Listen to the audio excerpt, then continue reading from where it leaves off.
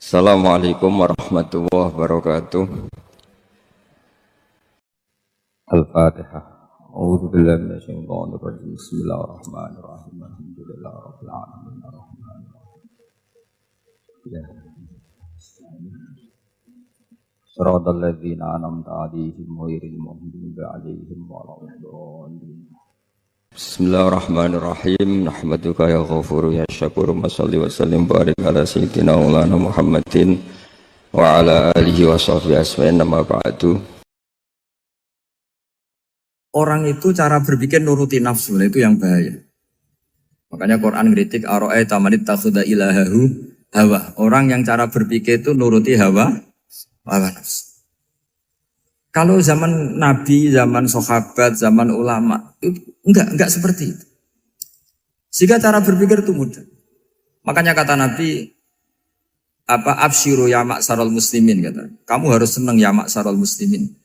Allah sekarang buka pintu langit yang sebelumnya enggak pernah dibuka. Dan Allah yubahi bikum malaikata. Dan Allah membanggakan kamu kepada para malaikat. Kenapa? Umatnya Muhammad, umatnya Rasulullah Muhammad SAW, itu kalau sampean kepengen mati setiap saat itu baik, itu resepnya gampang kata Nabi. Addu faridotan wantadzoru ukhra. Jadi Allah memberitahu, ya Muhammad, umatmu ini luar biasa. Jadi misalnya tadi kita sholat subuh, ditanya, Bahak kamu sekarang ngapain? Nunggu sholat duhur ya. Setelah sholat duhur ditanya lagi nunggu apa asar. Sehingga faman kanat hijratuhu ila Allah wa rasulih fa hijratuhu ila Allah. Jadi kalau ya sudah ini tak ijazahkan. Kalau setelah salat subuh nunggu apa? Duhur. Setelah duhur nunggu. Sehingga ketika kita mati itu statusnya penunggu sholat. Tapi kamu kan enggak miskin. Kenapa? Penunggu kaya. Nah, itu enggak masuk surga itu. Penunggu kemapanan. Berarti kan menunggu sesuatu yang seleranya nafsu. Beda kalau penunggu sholat. Berarti kamu di dunia menunggu ritual ibadah. Maka di antara ijazahnya Nabi apa? Addu faridotan wantadzoru ukhra. Melakukan satu fardu.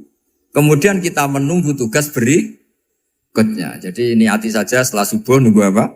Duhur. Setelah duhur, meskipun kita di perapatan. Apa? Nunggu asar. Ya. Tapi ya asar betul. Jangan nunggu tok pas asar. Enggak. Jadi sebetulnya umat ini gampang sekali.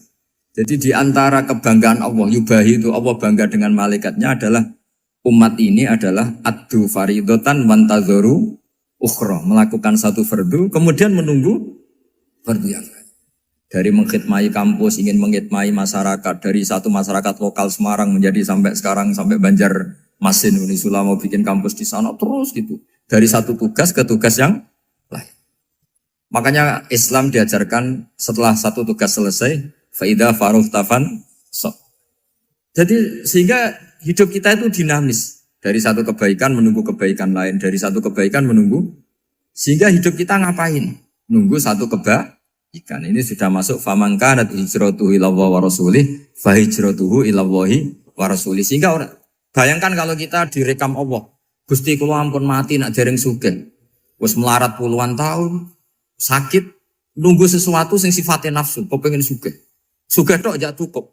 Tahu buruh wong sing tahu ngenyek ndekne lho, itu kan urung-urung wis dendam. Saya belum mau mati sebelum kaya dan buruhkan orang yang pernah melecehkan saya. Wis ngono akhirnya mati urung sugih. Berarti wis fakir matine hasud. Mau itu ngenes dunia akhirat kan kira-kira seperti itu.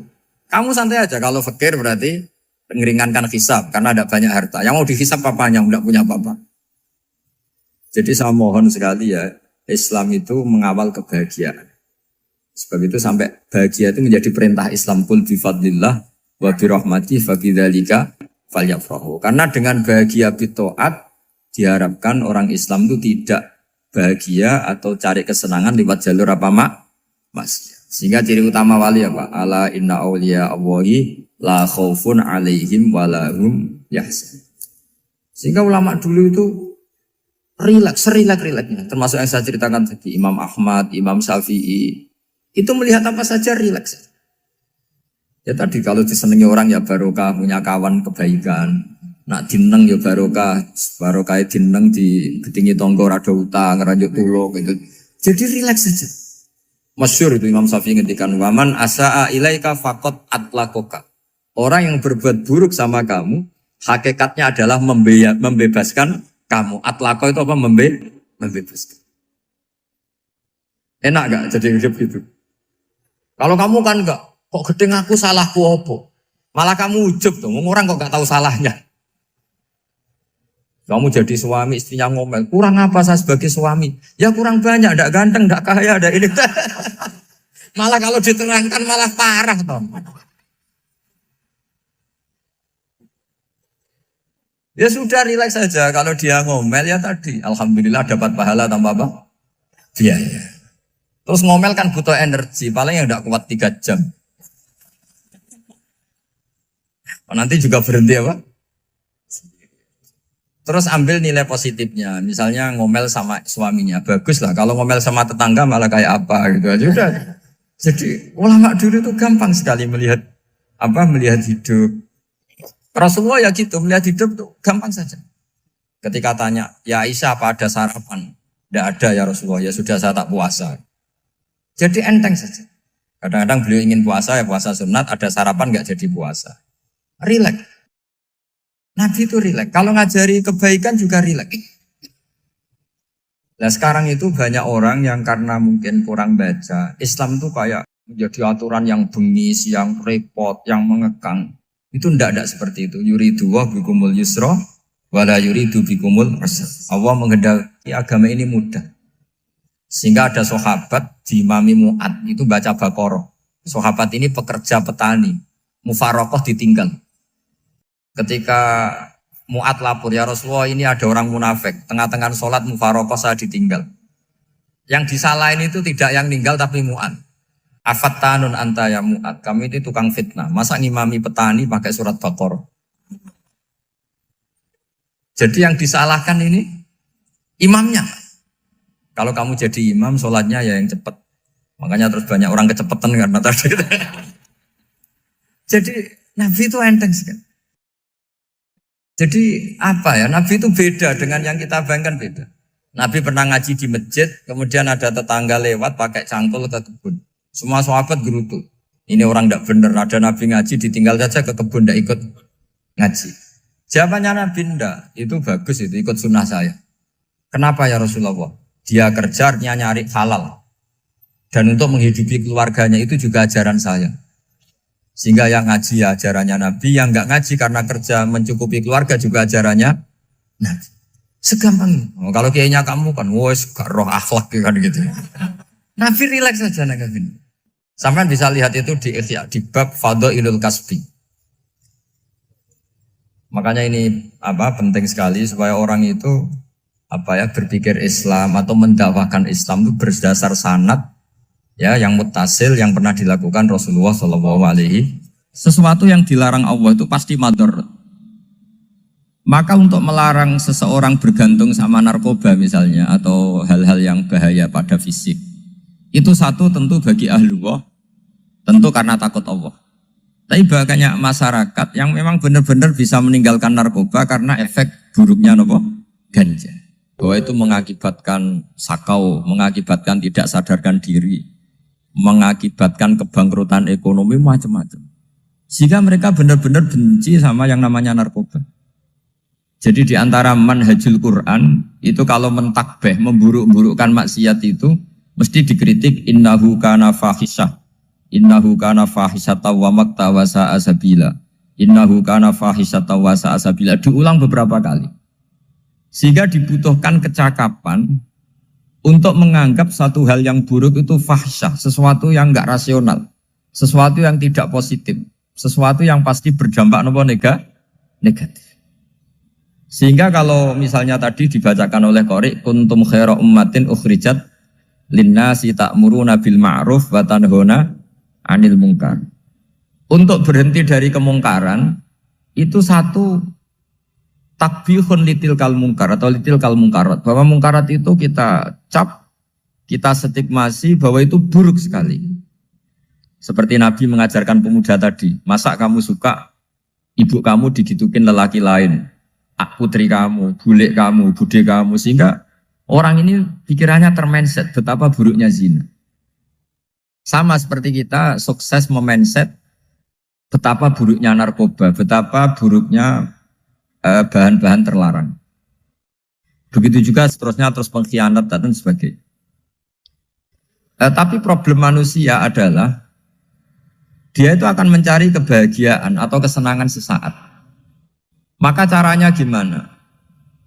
Keinginan senang lewat maksiat ini dilawan dengan nyaman dengan taat. Saya ulang lagi, nyaman dengan taat. Sehingga ulama dulu punya kalimatul munajat, artinya kalimat hubungan pribadi sama Allah yang menjadikan orang itu nyaman. Dan ini yang diajarkan kitab-kitab tasawuf. Kitab tasawuf itu sukses mengajarkan melihat alam raya ini semuanya nyaman, termasuk yang mengecewakan. Itu dianggap nyaman. Saya berkali-kali mengajarkan ilmu ini karena ini musalsal ila Rasulillah SAW. Itu pernah suatu saat Imam Ahmad itu dipanggil sama tetangganya, anak muda. Tentu Imam Ahmad ini orang yang sangat soleh, sangat waroi, sangat tunduk sama perintahnya Allah dan Rasul. Pemuda tadi manggil, ya Ahmad, datang ke rumah saya. Imam Ahmad datang. Setelah sampai ke pemuda tadi, sudah pulang lagi, saya tidak butuh kamu. Pulang lagi. Setelah sampai rumah dipanggil lagi, ya Ahmad, datang lagi. Datang lagi. Oh, saya tidak jadi butuh, pulang lagi. Sampai 3 kali. Dan itu perangai ekspresi Imam Ahmad itu atau ulama lain yang sesoleh beliau itu nyaman, indah. Beliau tetap senyum-senyum nyaman. Beliau tidak tersinggung, tidak terprovokasi, pokoknya tidak tersinggung, kelihatan nyaman. Lama-lama pemuda ini terus tanya, ya Ahmad, kamu saya perlakukan seperti ini kok tidak tersinggung? Kamu senyum-senyum saja, happy-happy saja. Jawabnya Imam Ahmad itu unik. Wahai pemuda, saya kamu panggil itu senang sekali. Karena kata Nabi, kalau kamu iman dengan Allah dan Rasul, maka hormatilah tetangga. Jadi saya senang. Karena nuruti perintah Allah untuk menghormati tetangga. Jadi tidak ada urusannya dengan kamu. Kagetnya kayak apa? Jadi dipanggil tetangga ya senang karena melakukan perintahnya Allah dan Rasul, yaitu ikramul jar, fal yukrim jarum. Disuruh pulang, kamu ingin saya pulang, ya saya pulang. Disuruh datang, ya saya datang. Jadi saya tidak tersinggung, saya tidak ada urusan dengan kamu. Urusan saya dengan Allah Subhanahu wa Ta'ala. Itu kalau bapak-bapak istrinya ngomel terus sabar itu ya bagus. Saya tidak punya urusan. Kalau kamu terprovokasi oleh istri, berarti kamu didikte oleh makhluk. Masa seorang rektor didikte makhluk? Kan tidak keren. Apalagi seorang habib didikte makhluk, kan tidak keren. Yang bisa mendikte kita hanya Allah Subhanahu wa Ta'ala. Dan Allah mendikte kita, mengajarkan kita wa ashiruhunna bil ma'ruf fa in karihtuhunna fa asa an takrahu shay'an wa yaj'alallahu fi khairan katsira. Jadi cara melihat istri kita bawel gitu atau cerewet, alhamdulillah ini ada pahala tanpa modal, cukup sabar. Kalau istri kamu sedang mesra malah mintanya ke mall, malah biayanya tinggi. Murah mana dapat pahala dimarahin sama saat mesra minta ke mall? Milih yang pertama kan? Nah ya itu tidak usah modal ini. Ya gitu aja. Jadi kalau istri sedang marah bawel, anggap saja ini rezeki. Dapat pahala tanpa apa? Biaya. Nah, kalau pas rukun malah nantang ke mall, biayanya malah tinggi. Jadi ulama dulu itu melihat dunia itu happy. Pernah Imam Syafi'i dikasih tahu, orang yang tadi nyium tangan kamu ya, itu di rumah menghujat Anda. Jadi dia sopan hanya di depan Anda, kalau di luar menghujat Anda. Jawabnya Imam Syafi'i lucu. Ya baguslah. Yang cerita ini kaget. Kenapa bagus ya Aba Abdillah? Kalau manggil Imam Syafi'i ya Aba Abdillah. Ya berarti saya masih wibawa, di depan saya tidak berani katanya. Jadi dipandang enteng saja. Jadi kalau kamu di depan kamu istri kamu tidak berani belanja, tidak ada kamu belanja banyak, anggap saja Anda wibawa. Jadi enteng saja. Pernah Imam Syafi'i dikasih tahu, separuh dari kampung Anda itu gak suka kamu. Ya bagus lah. Kenapa? Oh nak rukun malah bakal utang katanya gitu. Kira-kira yang utang tuh yang rukun apa yang neng-nengan? Yang rukun. Jadi enteng saja. Masyhur itu makalahnya Imam Syafi'i. Waman asa'a ilaika faqad atlaqaka. Orang yang berbuat buruk sama kamu berarti membebaskan kamu. Kalau saya sedang nenengan sama Habib Hasan Toha Putra, beliau naik Alphard nggak nawarin saya sah karena baru nenengan. Tapi kalau sedang rukun malah harus repot mana? Rukun sama ndak rukun? Repot rukun sebetulnya. Jadi Imam Syafi'i itu happy saja. Kalau sedang rukun sama tetangga ya dianggap rukun itu satu kenikmatan. Sedang ndak rukun ya dianggap satu kenikmatan. Jadi orang dulu itu serilek itu melihat dunia. Kalau kita kan enggak, ego. Wah saya ini suami kok dimarahin istri. Wah ini egonya bangkit. Padahal egonya bangkit itu ada kebodohan di situ. Yaitu seorang rektor didikte seorang istri, seorang makhluk. Apalagi kalau Anda daftar wali itu tidak akan jadi wali. Ini wali kok tunduk sama makhluk. Karena didikte apa? Makhluk. Maka Imam Ahmad ketika tetangganya bully gitu ya santai saja beliau happy. Ketika pemuda tadi eskal janggal, kenapa kamu gak tersinggung ya Ahmad? Memangnya saya harus tersinggung gimana? Kan tak panggil tidak jadi, tak panggil tidak jadi. Hei pemuda, saya ini tidak punya urusan dengan kamu. Saya nuruti kamu karena perintahnya. Saya senang melakukan perintah Allah harus berbaik sama kamu. Sampai 3 kali.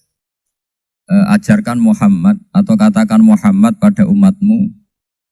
Sebaiknya atau seharusnya mereka hanya gembira dengan melihat fadlnya Allah dan rahmatnya Allah. Ini harus kita pahami mulai dari konstruksi yang paling pokok, yaitu akidah. 2 ahwal. Ahwal itu 1 perilaku sosial. 3 mutammimat, sesuatu yang tidak pokok, tapi kita butuhkan dalam mengawal hidup ini. Saya beri contoh, itu sampai maksiat, itu karena cari kesenangan. Misalnya baru penat itu, ingin seneng, ada orang yang macam-macam lah, ingin melihat maksiat, apa itu pornografi, apa nyabu, apa macam-macam.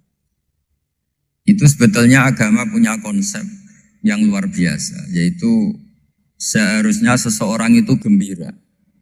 Gembira dengan ketaatan. Lalu pertanyaannya caranya gembira gimana? Gembira itu mudah. Jadi misalnya kamu sujud sama Allah Subhanahu wa taala. Terus cara berpikir begini. Ini sekaligus ijazah. Cara berpikir begini.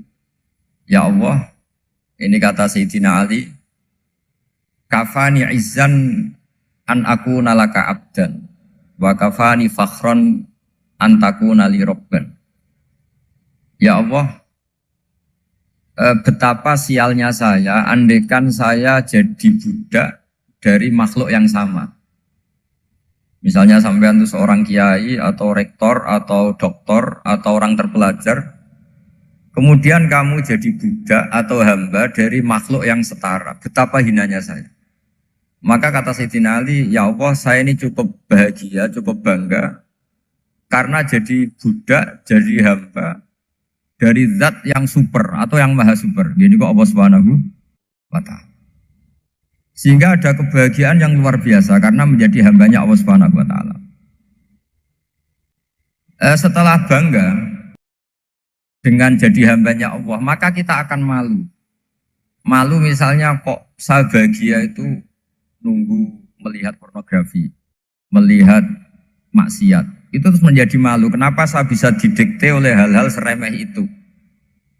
Ya, kita malu karena didikte oleh hal-hal yang seremeh itu. Karena kita didikte oleh nafsu.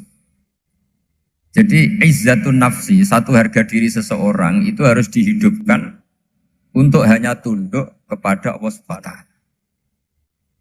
Sehingga Nabi itu melatih satu logika tarkul ma'asi. Nabi itu dulu ketika ada seorang pemuda yang, ya karena mungkin pemuda ya, dia itu mau masuk Islam, tapi uniknya kata pemuda tadi, saya masuk Islam tapi asal dibolehkan bebas zina. Jadi ini agak sableng gitu. Jadi mau masuk Islam syaratnya dibolehkan apa? Zina atau free sex gitu. Karena orangnya agak hiper. Itu Nabi tidak langsung mengancam dengan neraka, enggak. Ketika mau pamit gitu semua sahabat melarang. Mah itu jangan, kamu jangan sowan Nabi, itu permintaan yang nggak masuk akal. Setelah lama ditahan, terjadi kegaduhan di masjid, Nabi dengar itu ada apa itu? Itu ada pemuda yang mau masuk Islam tapi yasta'dzinuhu fi zina. Tapi mereka minta izin Nabi untuk tetap boleh zina. Kata Nabi, pemuda itu suruh masuk, suruh menghadap saya. Ketika menghadap Nabi, saya ulang lagi ketika menghadap Nabi, Nabi mengajarinya itu luar biasa. Nabi tidak langsung mengancam dengan neraka atau dengan azab tunda. Tapi kata Nabi, atuhibbuhu li ummik. Kamu suka kalau ibu kamu itu jadi demenannya orang banyak. Pondok ya Nabi, yang demen ibu saya tak bacok kan. Karena ini ya agak preman, di mana-mana orang nakal agak preman. Terus atuhibbuhu li bintik. Kamu suka kalau putri kamu ya digitukan orang-orang. Oh ya enggak Nabi, yang gitukan putri saya tak bacok. Atuhibbuhu li kholatik. Kamu suka kalau bule kamu digitukan. Atuhibbuhu li ammatik. Kamu suka kalau saudara bapak kamu digitukan. Nabi itu mengeset ya. Cara sekarang itu cuci otak mungkin. Nabi itu meluruskan otaknya anak muda itu. Betapa buruknya zina. Cara bahasa Arab ditakbih. Betapa buruknya zina. Kamu suka kalau korbannya ibu kamu, putri kamu, bude kamu, bule kamu.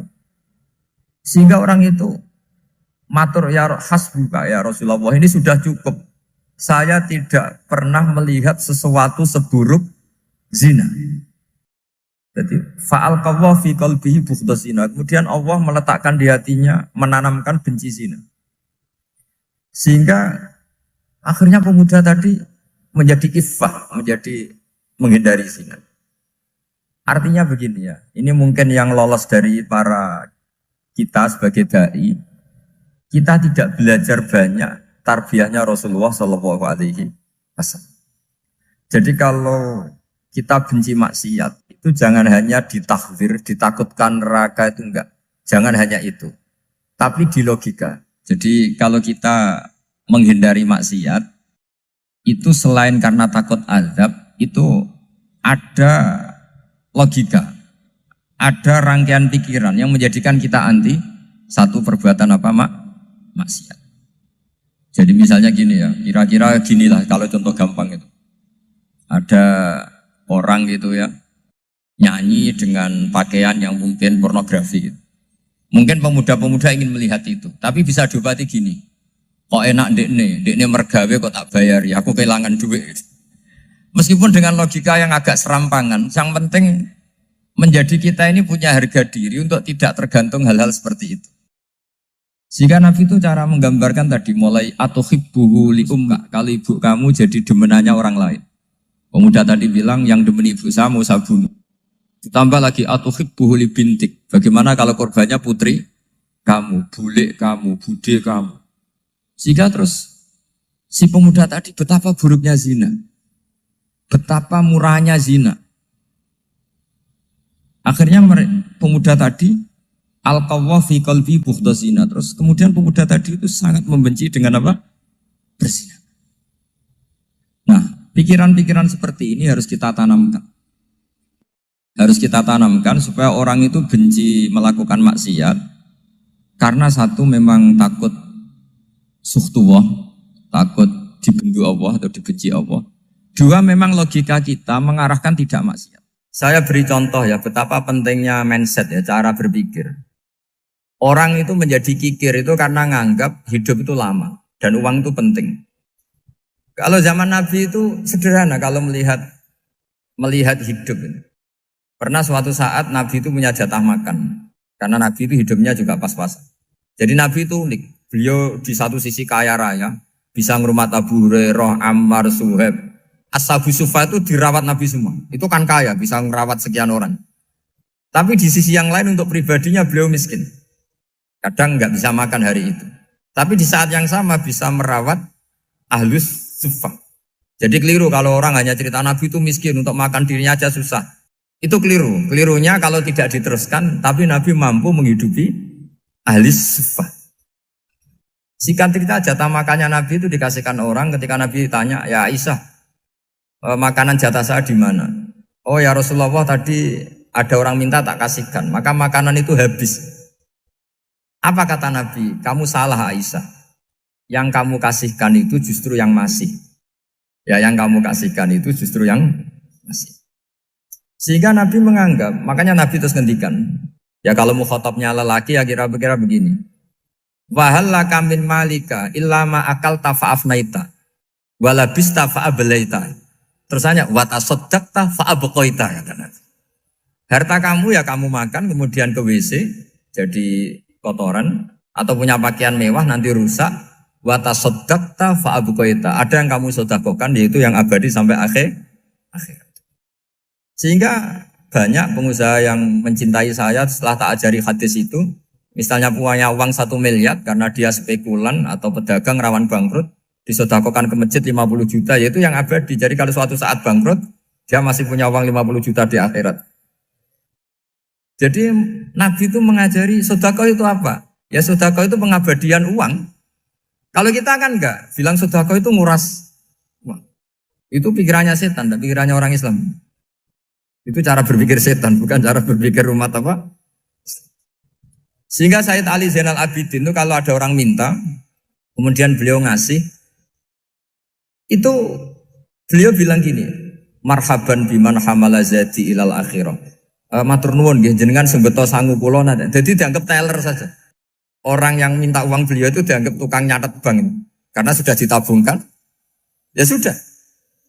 Kalau kita kan enggak, wah pengemis tuh ganggu gini-gini. Kecuali pengemis profesi ya mungkin kita agak-agak enak. Pada zaman akhir tuh ada pengemis apa? Profesi. Jadi repot teman. Terus tak beri contoh lagi kebahagiaan ketika kita milih Islam moderat. Islam kita diajarkan guru-guru kita, utamanya oleh guru kita Mbah Maimun. Saya juga sering ketemu beberapa ulama dunia, termasuk Habib Umar. Saya juga ikut sowan ke sini pas beliau sama Habib ini Hasan Toha Putra di sini sama orang-orang moderat. Itu cara berpikir juga luar biasa indah. Beliau pernah cerita ya, beberapa ulama lah, banyak yang cerita itu.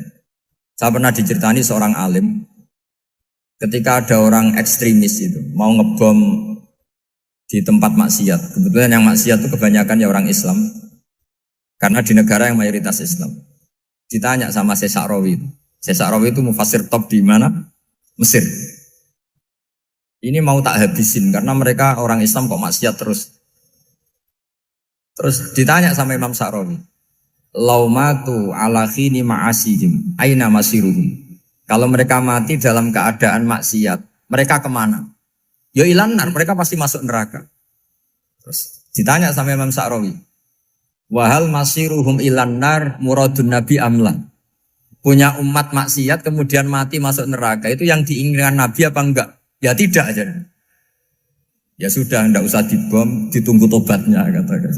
Karena kalau mati dalam keadaan itu ke neraka dan itu tidak yang diinginkan Rasulullah Sallallahu Alaihi Wasallam. Terus ekstremis ini menjadi tobat, tidak berpikir ekstremis Mas. Jadi orang itu harus berpikir mindset yang baik. Meskipun kadang berpikir baik itu ya agak-agak kacau. Ada seorang wali majdub itu kalau berdoa agak kacau, tapi nggak bisa dibantah. Masyhur itu doa itu. Ini sekaligus ijazah, tapi kalau sebelum wali nggak boleh. Itu datang ke makamnya Rasulullah SAW. Terus doanya itu begini. Ya Allah, sekarang terserah engkau. Ya Allah, sekarang terserah engkau. Jika saya kamu jadikan orang soleh, jika saya engkau jadikan orang soleh, maka surra habibuk, maka kekasihmu ini senang. Yang susah musuhmu yaitu setan. Tapi kalau engkau menjadikan saya orang fasik, maka yang susah kekasihmu, yang senang musuhmu. Jangan punya dua pilihan itu. Wah itu kan doa tapi kayak teror itu. Ya jadi berdoa di Raudhah. Wah itu pasti mandi itu karena agak-agak maksa Tuhan itu. Ya Allah, engkau punya dua pilihan. Jika saya jadi orang soleh, maka kekasihmu ini senang. Musuhmu yang susah yaitu setan. Tapi jika saya jadi orang fasik, maka musuhmu yang senang, kekasihmu yang susah. Mohon terserah jenengan, mau menyenangkan kekasihmu, apa menyenangkan musuhmu gitu. Kira-kira gimana? Kalau tertarik boleh doa itu dipraktekkan. Tapi kayaknya kalau copy paste itu gak keren, apa? Jadi dulu Dulu orang itu muamalah sama Allah dan Rasul itu rileks. Rileks itu nyaman karena ya tadi kul bi fadlillah wa bi rahmati fa bidzalika falyafrah. Sehingga Imam Izzuddin bin Abdissalam itu ngendikan innalladzina yarmunal muhsanatil ghafilat. Di antara kebaikannya ibu-ibu atau mbak-mbak ini harus berstatus ghafilat. Perempuan-perempuan pelupa. Ghafilat itu pelupa. Pelupa dari kenikmatan maksiat sehingga mereka dengan taat. Misalnya ada ibu-ibu atau mbak-mbak atau juga bapak-bapak tahajud, kemudian nyaman dengan tahajud itu. Kira-kira terbersit enggak ingin maksiat? Enggak kan, karena sudah nyaman dengan tahajud, dengan taat. Maka dibutuhkan kenyamanan dalam beribadah. Sebab itu ala bidzikrillahi tatmainnul qulub. Makanya saya termasuk kiai yang setiap ngaji itu happy, seneng. Karena ini untuk kampanye, seneng dengan ngaji, dengan taat itu sudah luar biasa. Kayak apa kalau mereka senengnya kalau nunggu melakukan maksiat. Jadi termasuk bentuk perlawanan kita terhadap maksiat adalah usahakan kamu tuh bahagia, seneng dengan taat. Istiqnas billah, mu'anasah billah, farah billah, itmi'nan tumaknina billah. Sehingga ini mencukupkan kita tidak berkebutuhan maksiat. Meskipun kita ya manusia, pasti suatu saat atau sudah pernah maksiat. Serasa diceritakan lah, itu mesti gitu.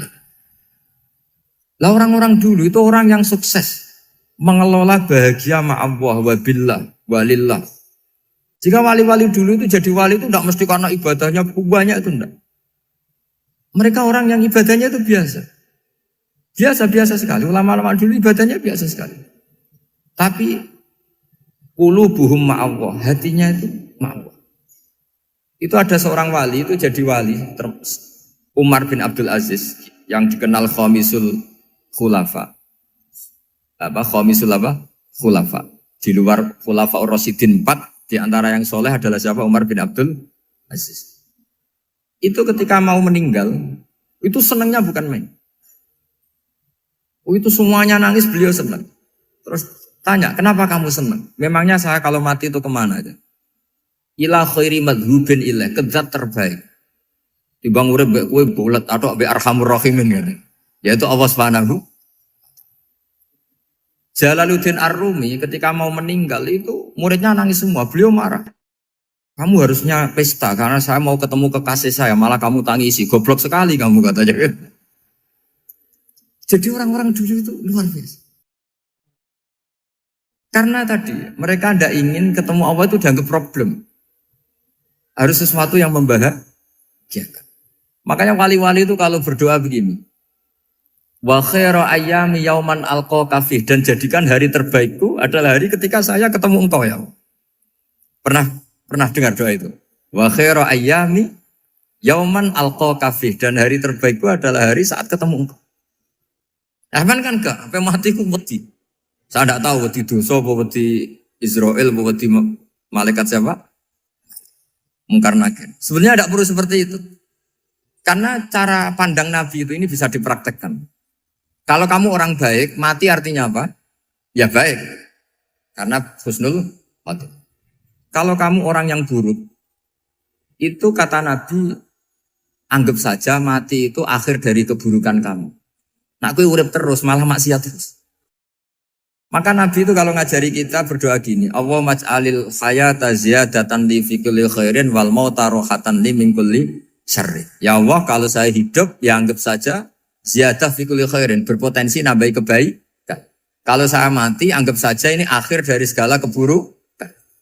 Maka saya berkali-kali, banyak tradisi ulama-ulama NU, ulama-ulama pesantren, ya ada hanya NU, pokoknya ulama-ulama alim. Itu kalau ada orang mati, orang nakal gitu mati, ini saya gitu. Itu hadirin mesti gak terima.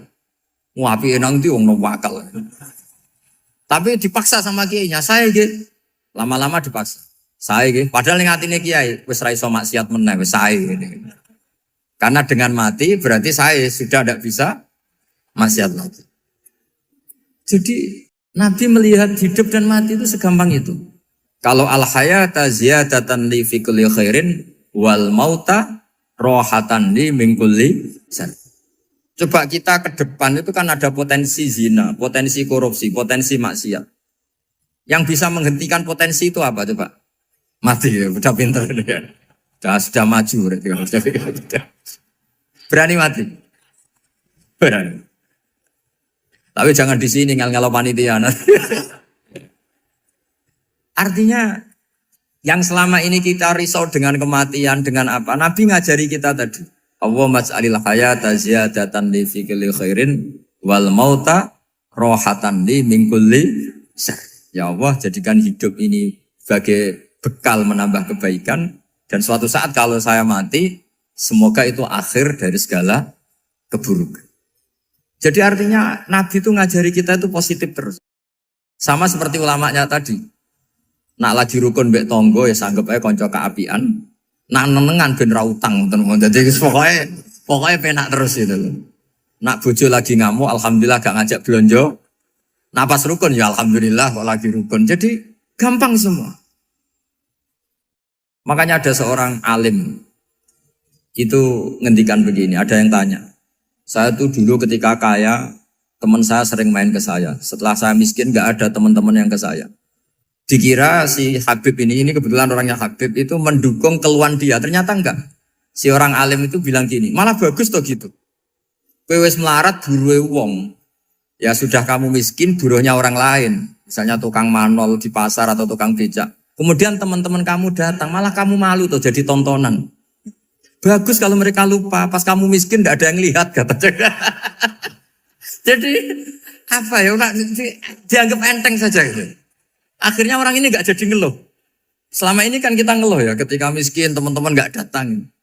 Coba kalau mereka datang pas kamu buruh bikin foto di orang lain. Mantan bos buruh, malu gak? Milih datang kepada? Nggak lah, sudah bener itu. Jadi ulama dulu itu makanya sering baca biar tahu solusi hidup. Jadi ulama dulu itu gampang sekali melihat kehidupan itu. Gampang sekali, indah, gampang. Kebahagiaan ini pula yang harus kita latih dalam melakukan ketaatan. Tapi memang obsesi saya terbesar atau cita-cita saya terbesar memang setiap ngaji saya ingin orang mukmin semuanya itu bahagia. Dengan bahagia itu mereka tidak neko-neko ingin mencari kebahagiaan lewat jalur apa maksiat.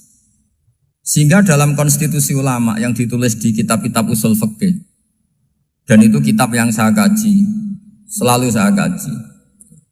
Itu membela-bela sesuatu yang mubah itu sampai luar biasa.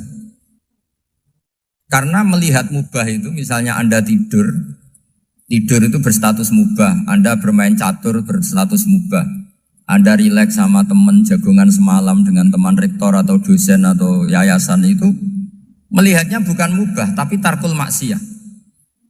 Misalnya saya semalaman asik musamarah itu jagongan malam sama Habib Toha Al-Munawwar. Itu awang ngitungnya bukan, wah ini jagongan ngalor ngidul tidak penting tuh enggak. Malam itu bahak tidak ke dugem, tidak ke tempat maksiat. Sehingga ada ulama yang mengatakan mubah itu enggak ada. Saya ulang lagi, mubah itu enggak ada. Kan umumnya ulama bagikan wajib, ya kan, haram gitu. Terus diantaranya mubah, sunat, makruh. Ada ulama yang mengatakan mubah itu enggak ada. Kenapa? Logikanya begini, itsma min mubahin illa wa yatahaqqaqu bihi tarku haramimma. Karena ada mubah yang Anda lakukan kecuali saat itu pasti ditinggalkannya sebuah keharaman. Misalnya Anda sedang jagungan sama istri di luar, di rumah, asik di rumah semalaman. Mungkin bahas hal-hal yang ringan.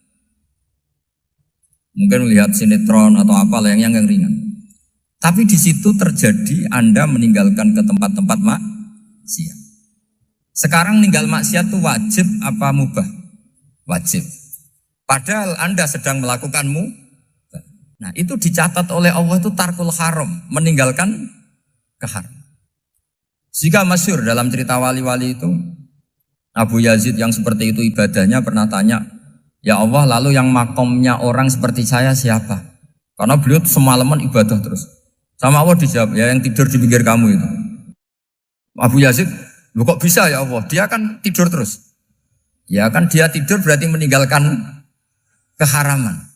Ngomong sing potongan tukang maksiat itu apik turu apik melek kira-kira. Apik turu. Timbang sama nak melek pola wis turu ae gara-gara gitu. Jadi gak usah dipaksa tahajud, dipaksa qiyamul lail itu. Iya kalau qiyamul lail.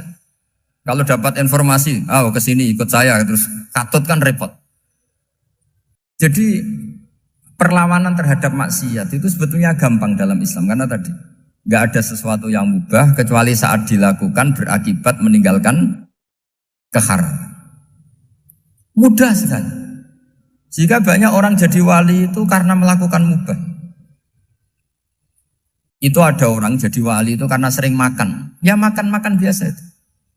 Karena ketika makan, ya Allah, betapa doifnya saya. Katanya saya presiden, katanya saya rektor, saya kiai. Ternyata kalau nggak makan tuh lemes. Apa hebatnya makhluk yang bergantung makhluk yang lain, yaitu makanan. Nah karena seperti itu terus dia al-laja ilallah, terus dia sungkeman ning Allah. Betapa lemahnya saya.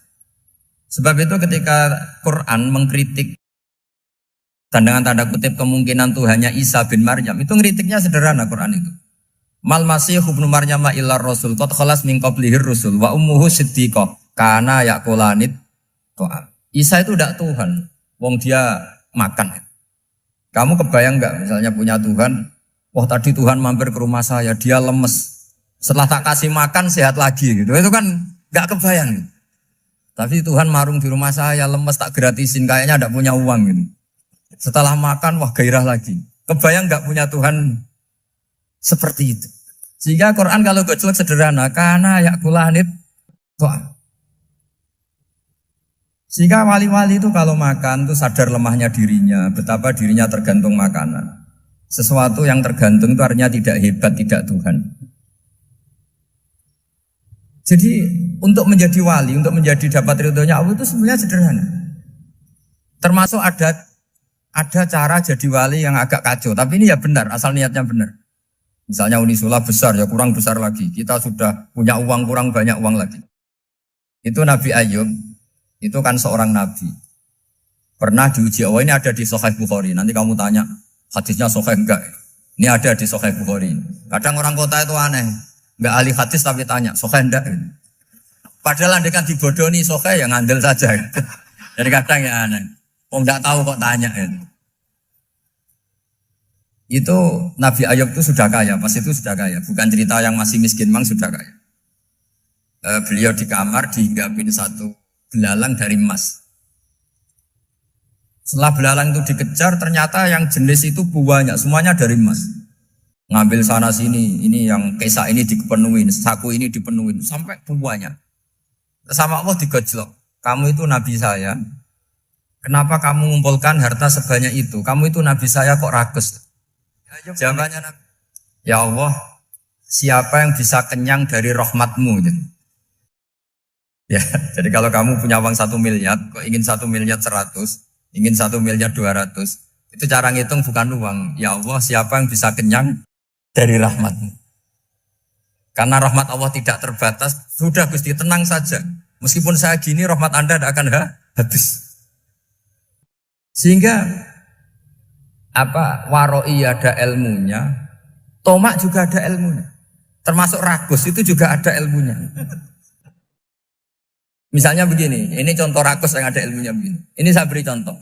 Mungkin yang boleh niru orang-orang soleh, kalau nggak soleh jangan. Imam Syafi'i ini cerita nyata. Imam Syafi'i itu dulu ketika ngaji masih muda itu nggak suka sama guru yang kaya. Kebetulan dia punya guru miskin terus. Namanya Sufyan As-Tsauri itu miskinnya Masya Allah. Sufyan bin Uyainah juga miskin. Jadi dia miskin punya guru miskin terus. Sehingga idolanya ya sama guru-guru yang miskin. Suatu saat guru-guru ini menyarankan dia ngaji Imam Malik. Imam Malik itu kaya raya. Itu babutnya Imam Malik kalau diinjek itu mata kakinya tidak kelihatan saking halusnya. Kalah Indonesia lah kalah. Imam Malik tuh gaya. Kalau ngaji di kursi tinggi terus pakai bukhur itu, pakai dupa Arab yang mahal itu. Pokoknya mewah kali Imam Malik. Terus dia mulai ini kiai kok kaya. Kemudian setelah beliau alim tanya, saya harus ngaji siapa setelah ilmu jenengan habis kira-kira gitu. Kata Imam Malik, sudah kamu tidak usah perlu ngaji saya, kamu sudah alim alama. Terus Imam Malik datang ke Baki. Zaman itu Baki itu semacam kayak rentalan ya, semacam Grab lah kalau dulu itu. mana kafilah yang mau ke Irak? Ya sudah terus, oh kita mau ke Irak, ini antar ke Muhammad bin Hasan As-Syaibani. Itu dibiayai sama Imam Malik. Grabnya ya dibayarin, itu kafilahnya itu ya dibayarin. Imam Syafi'i disangoni surrotan min dhahabin.